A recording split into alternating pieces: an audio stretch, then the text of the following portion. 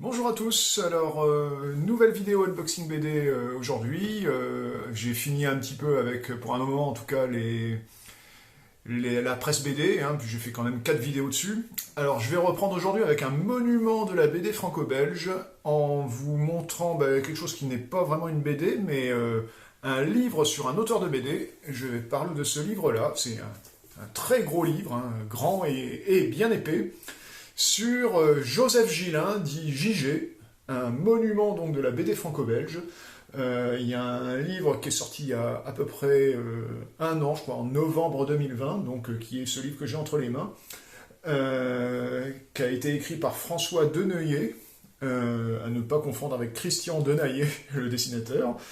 Donc François Deneuillet, c'est un spécialiste effectivement de Joseph Gillin, et d'ailleurs il a ses entrées auprès de la famille de JG. Et pour cette raison, c'est ce bouquin, vous allez voir, mais c'est une somme de renseignements. Là, vous saurez vraiment absolument tout ce qu'il faut savoir, et même ce qu'il ne faut pas savoir sur JG. C'est vraiment un bouquin avec un contenu tel que je n'en ai jamais vu. Et je vais consacrer pratiquement l'entièreté de cette vidéo à faire l'unboxing, parce que j'ai énormément de choses à vous montrer.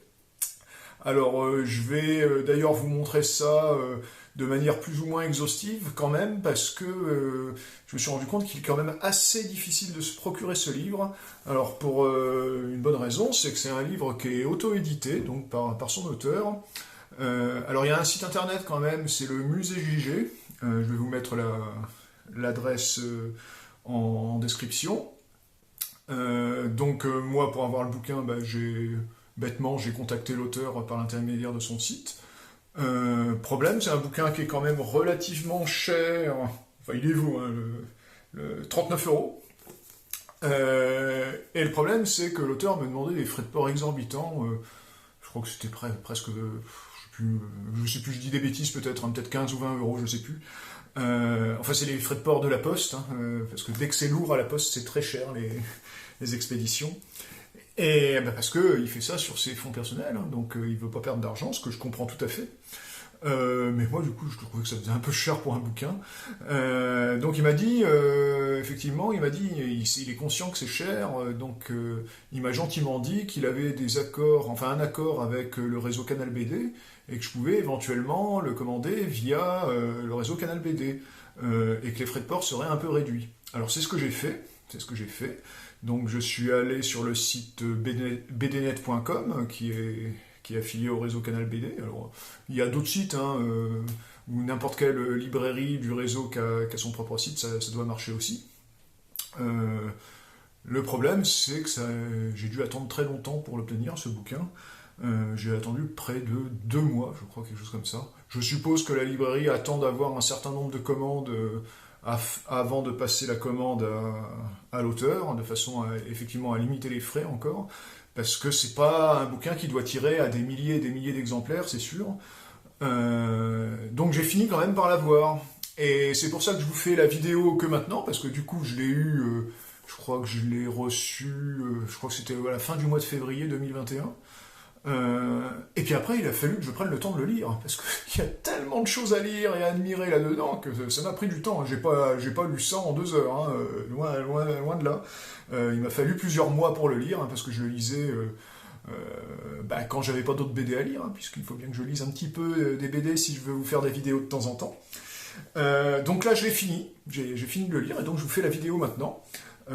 A priori, je sais qu'il est encore dispo, hein, parce que j'ai vu sur des forums, etc., il y avait des gens qui se l'étaient procuré dernièrement. Mais je pense que le tirage va pas durer éternellement, hein. À mon avis, il ne faut pas trop tarder non plus si vous voulez avoir un exemplaire. Je pense pas qu'il y aurait de retirage, je pense pas. Enfin bon, ça sera peut-être le cas. On va peut-être me faire mentir, mais jouez la sûreté, si ça vous intéresse, dépêchez-vous de le commander. Donc, ce que je vous propose, c'est de tout de suite regarder ce qu'il y a à l'intérieur, et vous allez voir, vous n'allez pas être déçus du voyage. Voilà donc la bête, hein. Je dis la bête parce que c'est quand même un très gros bouquin, bien épais, bien relié, qui résiste au feuilletage, hein, forcément, puisque vous allez être amené à le compulser de nombreuses heures si vous voulez lire tout ce qu'il y a à l'intérieur. Alors, je vais faire vraiment un gros unboxing ici, puisque je vais feuilleter l'entièreté du bouquin, histoire de vraiment vous montrer, pour ainsi dire de façon exhaustive, ce qu'il contient. Donc, quand on ouvre,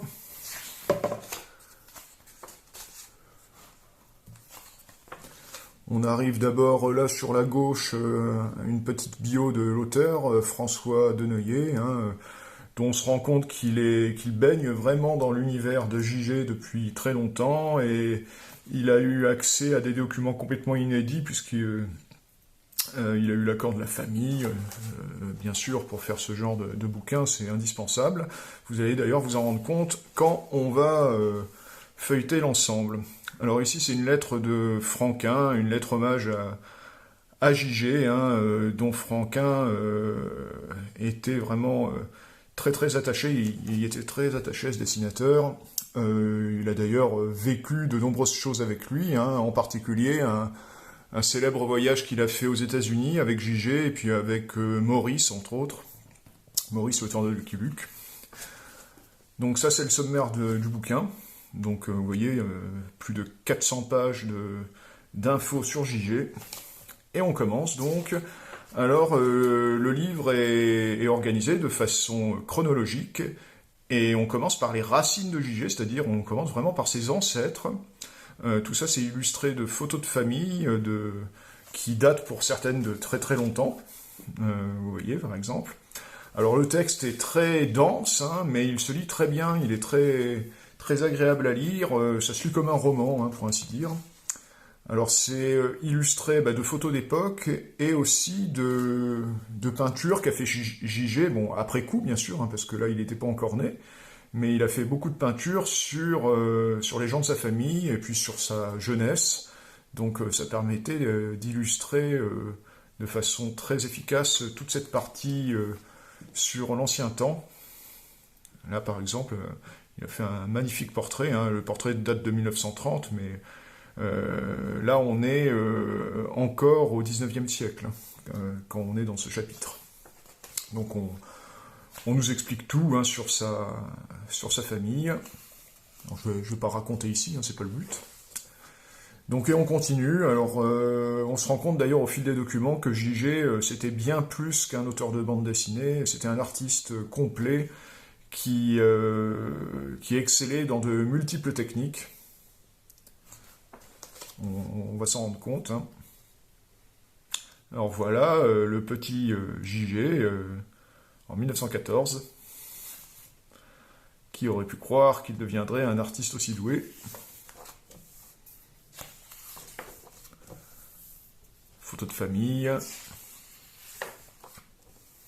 et toujours des portraits. C'était un très bon portraitiste, JG. Voilà, on continue. Alors c'est l'enfance maintenant. Alors les quelques dessins parmi les premiers qu'il ait fait.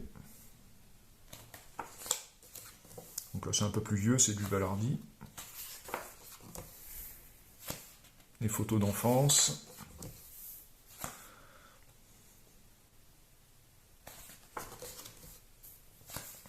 Alors on voit toute la vie et toute la vie à la campagne de l'époque. C'est aussi un document en soi sur la vie, comment se faisait la vie à cette époque. C'est pour ça que je vous dis, même pour celui qui s'intéresse pas particulièrement à la bande dessinée, en tout cas toute la première partie du livre est très intéressante à ce niveau-là. Vous voyez, là c'est la grande rue du village. Des grandes rues comme ça, on n'en voit plus. Maintenant, c'est tout bétonné. Là, non, vous voyez, c'est un aspect encore très campagnard. Donc là, vous voyez la photo réelle de l'endroit et puis ce qu'en a fait JG en peinture.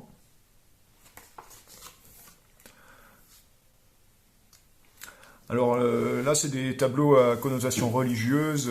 Effectivement, Joseph Gillin était très religieux, comme toute sa famille d'ailleurs. Et puis c'était assez répandu à l'époque. Et il a travaillé beaucoup sur des motifs religieux. On va le voir au fil du livre.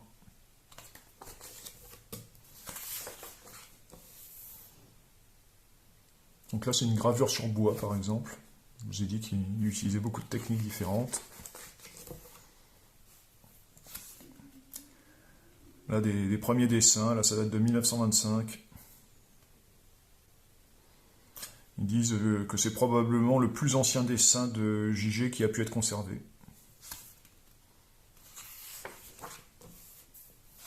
« 1925, ça date, hein, ça a pratiquement 100 ans.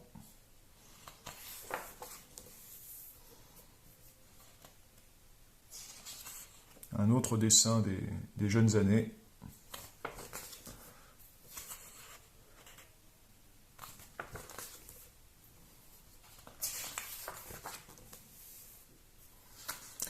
Voilà, c'est quand il était en école d'art. Alors, une école d'art qui était dirigée par des religieux encore. Hein. Là, on voit, c'est les pères Célestin Golanvaux et Laurent Mathieu, directeurs de l'école de métiers d'art. Tous les dessins qu'il a fait à l'époque.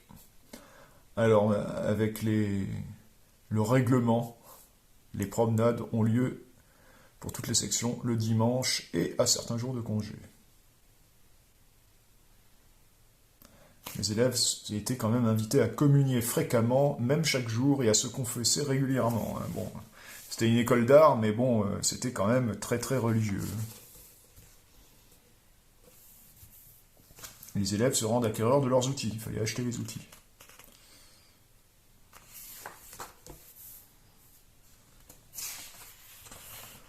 Alors là, une huile sur bois. Encore à connotation religieuse. Ah, j'aime beaucoup là cette la super moto.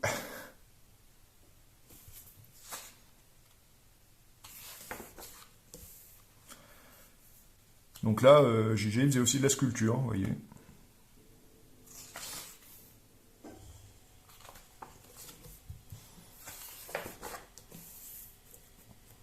Très beau tableau. Là, on peut y passer un certain temps à chercher toutes les petites scénettes qui le parsèment.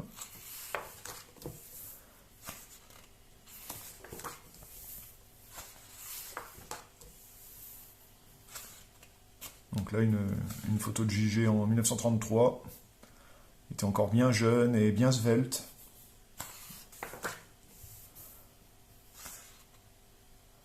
J.G. pendant le service militaire.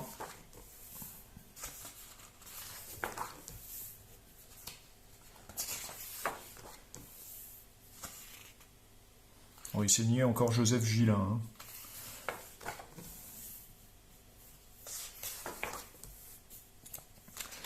Alors là, c'est des publications dans un espèce de magazine qui s'appelait La Semaine du Croisé.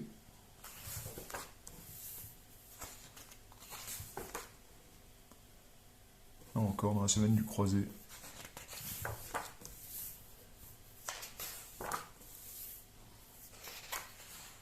Regardez ce portrait, il n'est pas magnifique.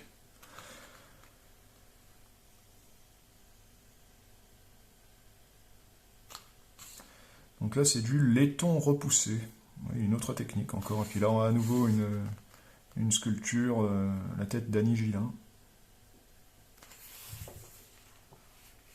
Ah, les aventures de Jojo, une des premières bandes de J.G. Il est paru dans le Croisé.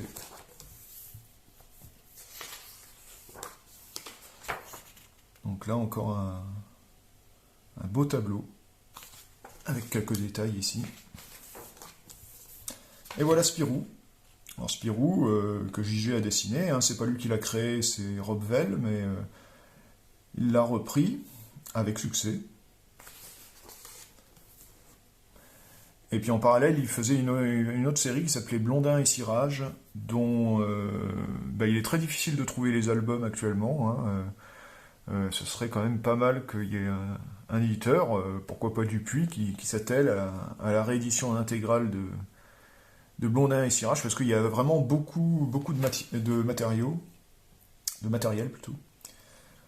Euh, et c'est une bande qui vaut le coup d'œil, hein. Moi j'en ai lu quelques histoires il y a très très longtemps et ça m'avait beaucoup plu. Bon, c'est des bandes classiques, hein, mais le classicisme a du bon parfois. Donc ça c'est l'illustration de couverture du deuxième album de Valardi. Très beau dessin. Encore du Spirou.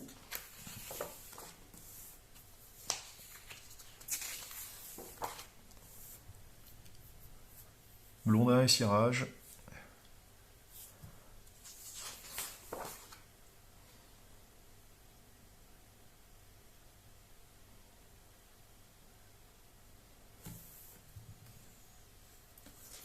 Donc là, on voit un peu les sources d'inspiration de JG. Donc ça, c'était des dessins pour l'association qui s'appelait les Amis de Spirou, les ADS en abrégé. Une sanguine. Alors, d'autres inspirations, hein, là c'est le Superman de Joe Shuster.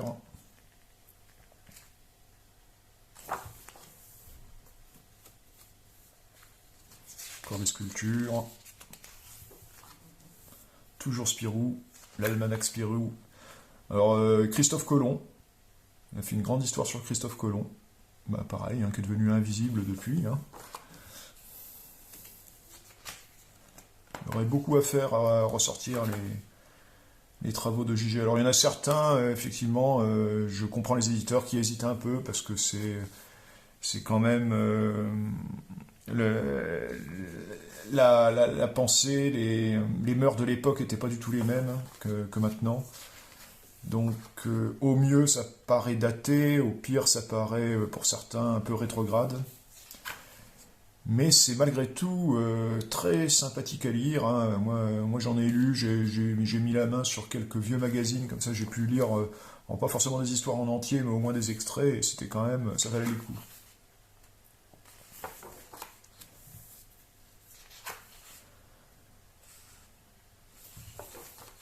Toujours Spirou, alors là c'est pas les Housewives, mais les cartes de circulation de Joseph Gillin pendant l'occupation allemande. On voit ce marqué en allemand, tout ça. Donc tous ces documents, hein, c'est des documents qu'on n'aurait pas pu avoir si l'auteur n'avait pas ses entrées auprès de la famille, hein, bien sûr.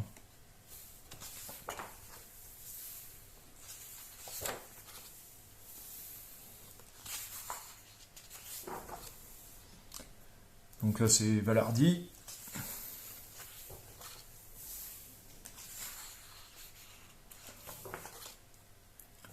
Alors, toujours Spirou.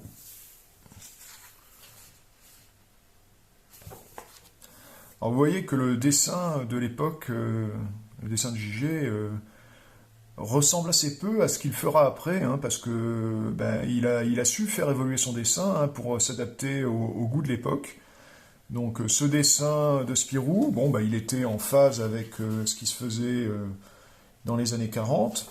Bon, après, il a beaucoup évolué, hein. Alors par contre, on voit que son trait, en ce qui concerne la peinture, a été tout de suite très très affirmé, hein, et très identifié. Donc ça, c'est toujours du Valardi, dont le physique va beaucoup évoluer, hein, au fil des albums.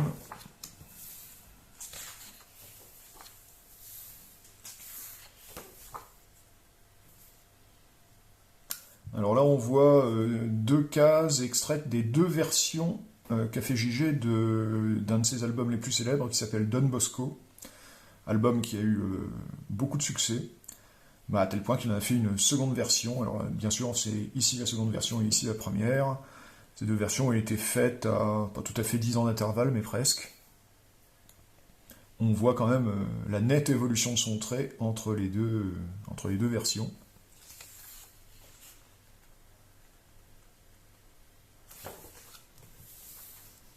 Encore un portrait d'Annie Gillin, il l'a beaucoup peinte, hein. Et on a de la chance qu'il l'ait beaucoup peinte parce que les tableaux en général sont très beaux. Alors là, c'est une illustration pour la couverture d'un album à connotation religieuse, Emmanuel.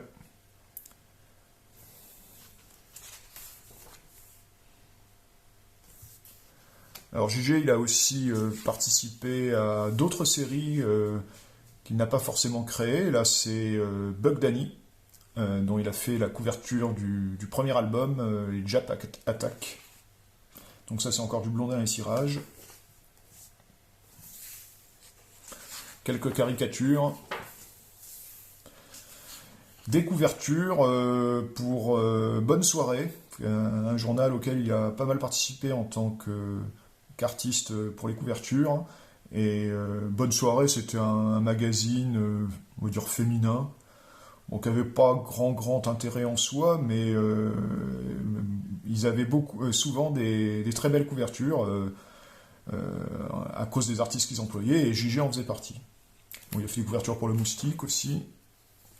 Là, c'est un extrait d'un autre de ses albums assez célèbres qui s'appelle Baden-Powell, qui est un album historique sur le fondateur du scoutisme.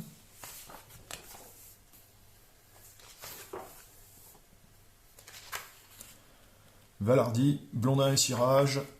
Alors là, c'est le voyage aux États-Unis qui est raconté.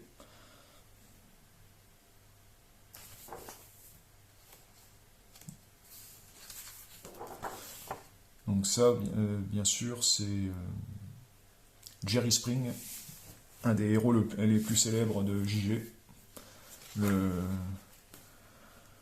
L'inspiration avouée de Blueberry.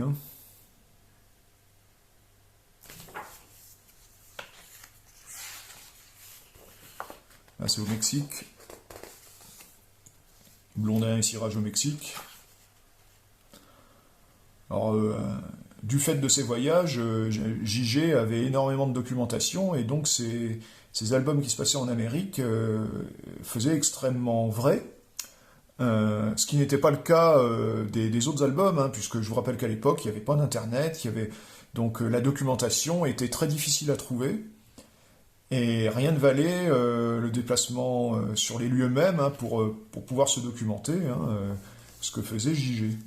Alors ce qu'a fait aussi Maurice, qui l'a accompagné, ce qu'a fait Franquin, etc. D'ailleurs, je vous recommande énormément, si vous arrivez à le trouver, l'album qui a été inspiré de leur voyage au Mexique, qui s'appelait Gringos Locos, qu'a dessiné Olivier Schwartz et scénarisé Yann. Alors c'est un album qui est peut-être difficile à trouver maintenant, parce qu'il y a eu quelques problèmes avec les ayants droit, et du coup il ne va pas être réédité. Mais c'est un album relativement récent, donc vous pouvez peut-être encore le trouver dans certaines librairies. Je vous recommande, il est très très bien cet album. Et on apprend beaucoup de choses. Sans compter que le dessin de Schwartz est très bon. Mais ça, vous le savez peut-être déjà.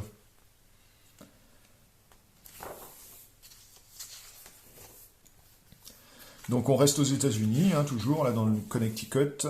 Alors on apprend d'ailleurs que JG a travaillé pour des employeurs américains, il fait quelques bandes aux États-Unis, dont un extrait ici. Donc ça, c'est la couverture de Don Bosco, de l'album dont j'ai déjà parlé tout à l'heure. Quelques photographies de leur périple aux États-Unis.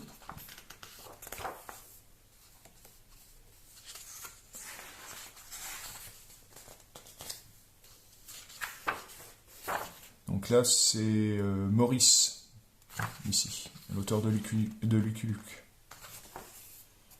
Baden-Powell, dont j'ai parlé tout à l'heure. Alors là, on voit l'inspiration photographique, c'est-à-dire la photo d'origine, et ce que JG en a fait pour l'intégrer à son dessin. Donc on revient en France, à Cassis. Là, il a fait le dessin du port de Cassis dans un style assez singulier par rapport à ce qu'il fait d'habitude. Mais c'est assez réussi. Encore des couvertures de Bonne Soirée. Vous voyez, des couvertures au lavis comme ça, c'est magnifique. Moi, j'aime beaucoup. Là, le portrait de Lorraine Bacal est excellent. Vraiment excellent. Blondin et Cirage. Alors, vous voyez, par rapport aux premières aventures, pour Blondin et Cirage, le trait a fortement évolué aussi. Il est devenu plus affirmé, plus précis. C'est vraiment du très très beau dessin, hein. Cette couverture est magnifique.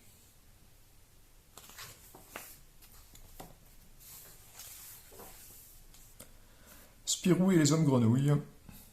Pareil, hein, rappelez-vous les premiers dessins de Spirou que je vous ai montrés. Là, le dessin commence à ressembler fortement à ce que fera Franquin par la suite, hein, en tout cas sur le début des aventures qu'il dessinera. Bon, après, bien sûr, lui aussi, il fera évoluer son trait vers quelque chose de très personnel. Mais là, on commence à reconnaître vraiment très bien le Spirou qu'on connaît maintenant, hein. Blondin et Cirage, encore une autre couverture d'album.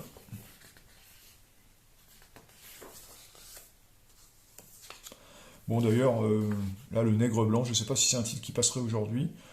Alors que c'est pas du tout raciste, hein, Blondin et Cirage, hein, au contraire. C'est pas mal, c'est plein de bons sentiments, hein, puisque on pourra jamais soupçonner JG de tels défauts, hein, lui qui est si religieux. Une planche de Blondin et Cirage encore. Excellent. Jean Lépin. Alors là, c'est un dessin pour une histoire que je ne connais pas. San Serenico, mais qui au niveau graphique a l'air vraiment magnifique. Là on voit un extrait de la même histoire, toute la vie. Ça, j'aimerais bien pouvoir lire un jour cette histoire. Je sais pas de quoi ça parle exactement, enfin bon, ils en parlent un petit peu dans le texte, mais le dessin me fait énormément envie en tout cas.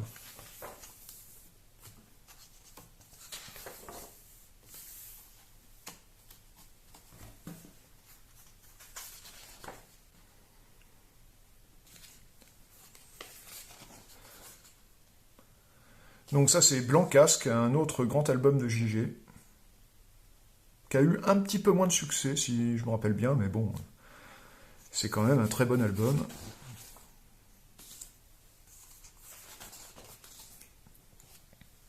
Toujours Blondin et Cirage. Jerry Spring. Excellent western, qui a connu de nombreux albums. Regardez-moi cette couverture, si c'est pas magnifique. C'est exceptionnel, ce genre de dessin. Du très très bon western.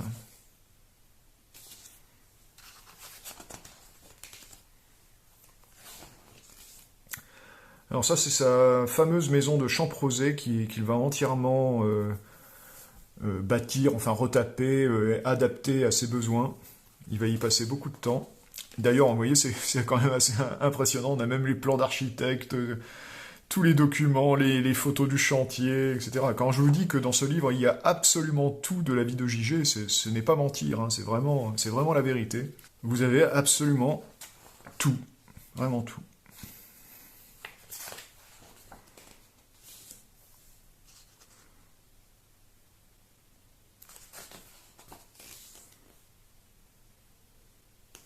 Toujours du Jerry Spring. Alors là, c'est un chapitre sur Guy Barra, un autre dessinateur avec JG a beaucoup collaboré. On connaissait peut-être Guy Barra, c'est un dessinateur un petit peu oublié maintenant, mais c'est dommage parce qu'il a quand même fait des choses intéressantes. Donc là, c'est une bande très peu connue de JG. D'ailleurs, elle n'a pas connu de suite, hein, c'était des planches d'essai, ça. C'était scénarisé par Goscinny.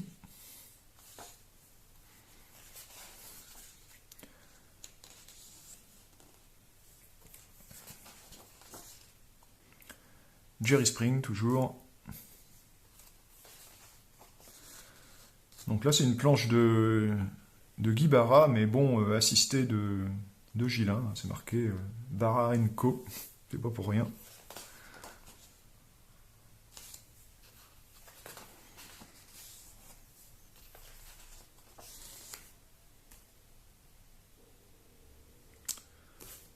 Donc c'est lui, Guy Barra. Alors ça, c'est un chapitre qui m'a bien intéressé, qui qui s'intéresse au... Alors je ne sais pas si vous connaissez hein, la lessive Bonux. Et à ses débuts, la lessive Bonux, pour se faire connaître et puis pour augmenter ses ventes, offrait aux acheteurs un cadeau qui se trouvait dans le baril de lessive. Et parmi ces cadeaux, il y a eu les fameuses histoires de Bonux Boy que dessinait JG. Et c'était vraiment des bandes dessinées à part entière, hein. Il y en a eu quand même plusieurs numéros. Alors moi j'en ai jamais lu, j'ai vu que des extraits, mais ça avait l'air très très sympathique. Et malheureusement, ils ont dû arrêter. Ils ont dû arrêter Bonux de publier ces bandes dessinées. Pas par manque de succès, hein, au contraire, mais parce qu'une loi y passait en France qui disait que les cadeaux offerts à but commercial par une marque, leur valeur ne pouvait pas dépasser un certain pourcentage de la valeur du bien lui-même. Et là, c'était le problème, c'est que les albums Bonux Boy coûtaient assez cher et donc dépassaient la fameuse part qu'ils ne devaient pas. Et Bonux a renoncé à publier ces petites bandes dessinées dans ses barils de lessive. Alors ils ont gardé l'idée de donner un cadeau avec la lessive, mais c'était des cadeaux bas de gamme, des trucs en plastique qui coûtaient à peine quelques centimes. D'ailleurs, je crois qu'ils ont définitivement arrêté de donner des cadeaux, mais c'est pas si vieux que ça. Oh, quoique, dans les années 1990, je crois qu'ils ont arrêté. Donc là, il y a un chapitre sur Jean Giraud, c'est obligé, hein, puisque Jean Giraud, c'est un élève à part entière de JG. Hein, ils ont dessiné à quatre mains de nombreuses planches ensemble. Hein, Jean Giraud a participé à Jerry Spring, et JG a participé aux premiers albums de Blueberry. Il en a dessiné des planches entières et puis certaines couvertures. D'ailleurs, si ça vous amuse, hein, vous pourrez essayer de reconnaître, hein, ça se reconnaît assez bien, hein, quelles sont les planches dessinées par JG, quelles sont les planches dessinées par Giraud. Mais Giraud a une dette énorme envers JG, hein, ça c'est clair. Donc l'atelier Gillin, bon... il y a beaucoup de gens qui sont passés chez Gillin. Entre autres, Guy Mouminou, hein, avec lequel JG a dessiné les derniers albums de la série Valardy. Hein, ils les ont dessinés et scénarisés à quatre mains.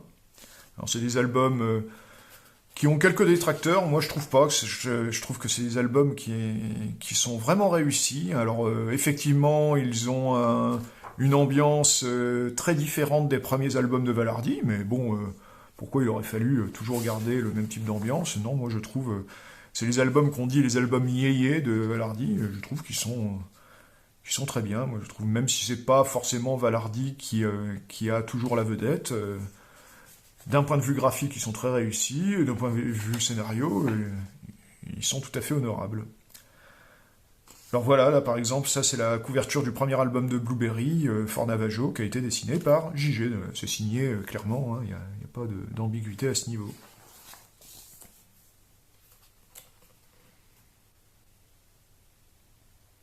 Donc là c'est marqué, hein, là c'est l'album de Blueberry, Le Cavalier Perdu, c'est bien marqué, JG a dessiné quand même 22 planches de l'album.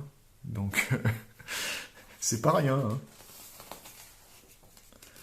Donc ça c'est du Bara encore.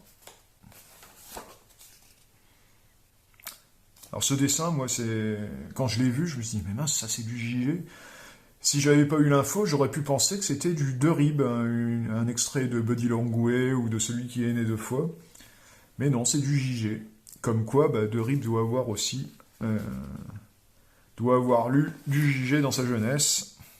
C'est même certain.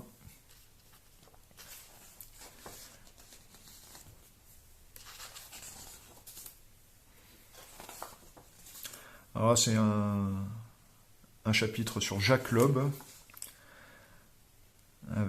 que JG a beaucoup fréquenté aussi. Donc là, c'est JG qui se met en scène pour une photo.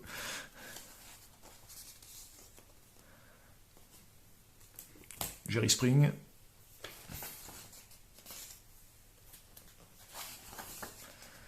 Ça, c'est des dessins que JG a fait pour un livre consacré à l'éducation des enfants. Dessins magnifiques, hein. Moi je préfère 100 fois dans un livre voir des dessins comme ça plutôt que des photos.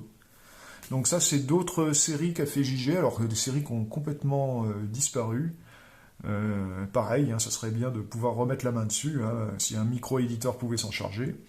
Une série qui s'appelle Oh Virginie et l'autre qui s'appelle Herculena, et qui ont connu de nombreuses planches. Hein. C'est pas une petite série qui ne compte que 3 ou 4 planches, non, non, il y en a eu de nombreuses. Donc ça, c'est des travaux publicitaires qu'a fait JG. Ça, on s'intéresse dans ce chapitre à sa collaboration à la série Les Chevaliers du Ciel, hein, c'est-à-dire Tanguy et la Verdure. Il a dessiné de nombreuses planches. Après que Uderzo ne puisse plus trop assurer le dessin, puisqu'il était très occupé par Astérix. Donc ça, c'est des dessins faits pour une méthode d'apprentissage de l'anglais.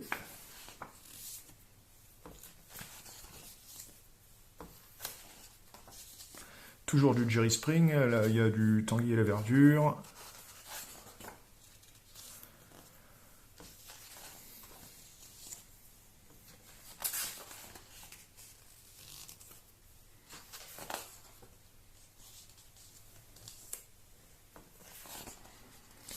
Des très belles peintures. Alors une autre série qui est tombée dans l'oubli, le commissaire Major, plus exactement le commissaire Jean Major, d'où le jeu de mots commissaire Jean Major. Pour ceux qui ne savent pas, les plumes sergent Major, c'était des plumes très très connues à l'époque. Et pareil, il y a eu de nombreuses planches, et bon, c'est complètement tombé dans l'oubli comme série. Bon, ça a l'air un petit peu désuet, mais bon, moi j'aimerais bien lire ça.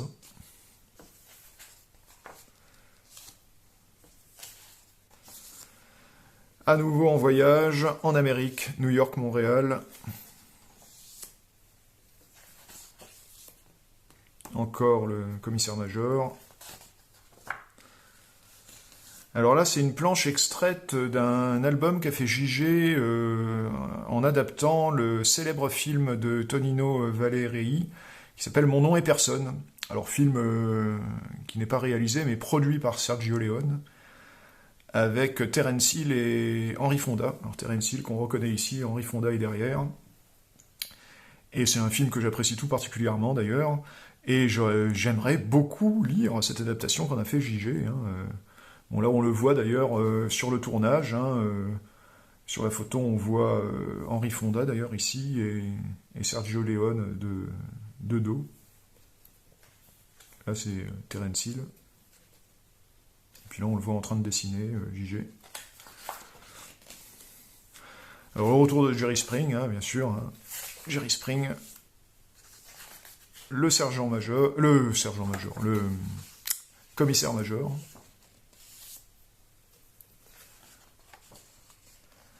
Toujours Jerry Spring. La reconnaissance, qui est, de façon étonnante, est arrivée un peu tardivement.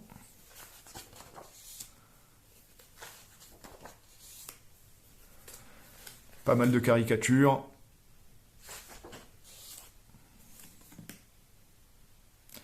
Ça, c'est Blason d'argent, une autre série. Jerry Spring. Quelques bandes publicitaires.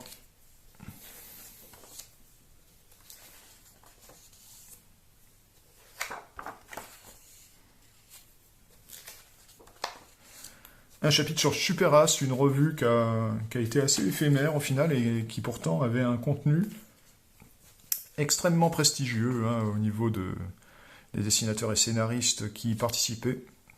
Quelques caricatures d'Eddie Mitchell. Ça c'est Barbe Rouge. Bon, et un chapitre sur la préjugée. Hein. Voilà, on arrive à la fin.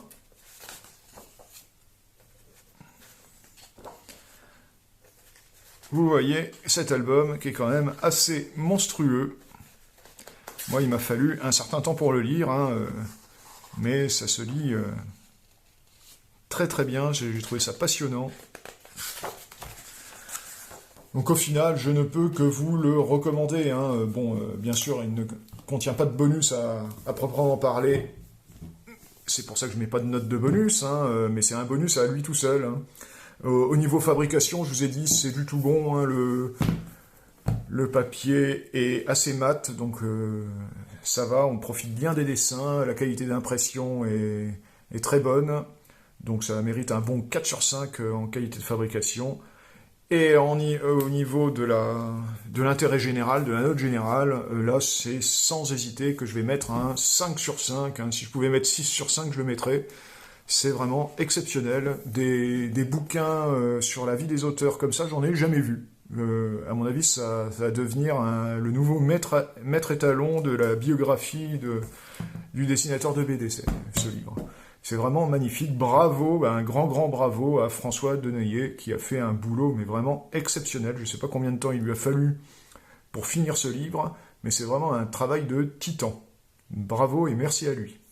Voilà donc pour cet énorme bouquin qui est exceptionnel, hein. Je ne peux que vous le recommander le plus vivement possible. Essayez de vous le trouver, c'est génial, c'est génial, c'est génial. Et puis vous en avez pour des mois de lecture, c'est super. Franchement, allez-y. Si ça vous a donné envie de lire du JG, eh bien, moi ce que je vous recommande, hein, c'est ces deux séries les plus connues, que sont Valardy et Jerry Spring. Alors, les deux sont sortis en intégrale, donc c'est ça qui est le plus facile à trouver. C'est chez Dupuis. Alors, Valardy, là par exemple, je vous présente le premier tome de l'intégrale, où là vous avez tous les débuts. Alors, le dessin fait un peu daté maintenant, mais bon, c'est les débuts, hein, du personnage, donc ça vaut quand même le coup. On voit, ce que je vous disais dans la vidéo tout à l'heure, que le scénario est un peu inventé au fur et à mesure, mais bon, justement, ça donne un charme assez particulier à ces aventures. C'est pas mal du tout. Là, dans l'intégrale, hein, vous avez tout ce qui est paru entre 1941 et 1946.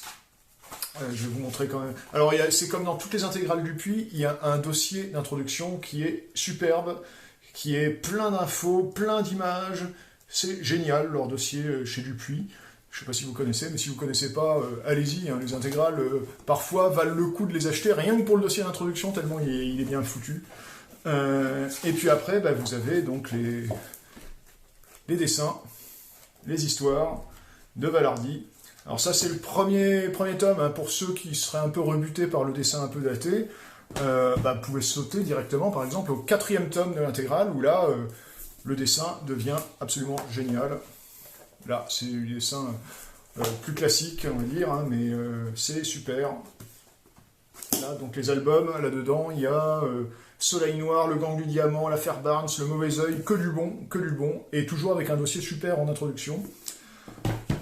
Pour Jerry Spring, alors c'est pareil, c'est chez Dupuis, et Dupuis a eu l'excellente idée, il y a quelques années, d'éditer Jerry Spring en noir et blanc.